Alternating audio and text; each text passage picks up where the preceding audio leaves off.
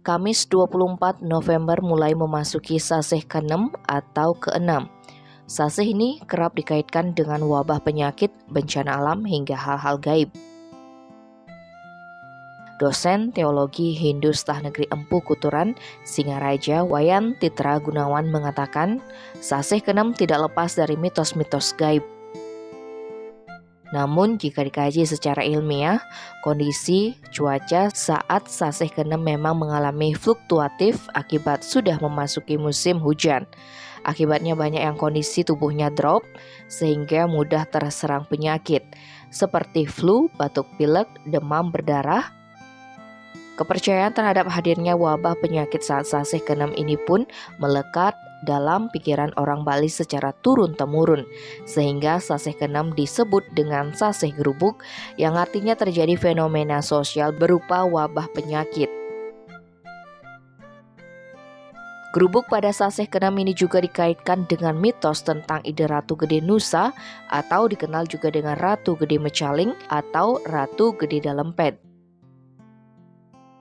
Konon, pada sasih ke-6, Ratu Gede Nusa datang ke daratan Bali untuk mencari tetadahan atau tumbal dengan cara menyebarkan wabah penyakit. Sehingga pada sasih itu, umat Hindu di Bali melaksanakan upacara Buteyadnya. Untuk menangkal hadirnya wabah, masyarakat Bali menggelar ritual Nangluk Merana. Nangluk artinya membendung, dan merana artinya wabah penyakit. Jadi, Nangluk Merana merupakan sebuah tradisi ritual untuk membendung wabah atau menolak wabah.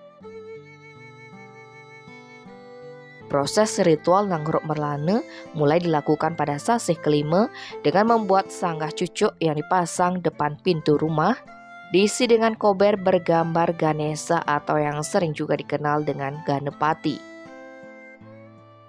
Bila dikaitkan dengan upacara Nangluk Merana, makna Ganepati adalah sebagai dewa yang menyelesaikan semua rintangan dengan pengetahuan dan kecerdasan serta dengan pendengaran yang peka. Dalam sanggah cucuk tersebut dipersembahkan banten sodan yang dilanjutkan dengan mengaturkan segahan dan bertabuh arak dan berem. Selain di sanggah cucuk, umat Hindu biasanya juga mengaturkan sodan dan segahan di sanggah dan merajan keluarga masing-masing.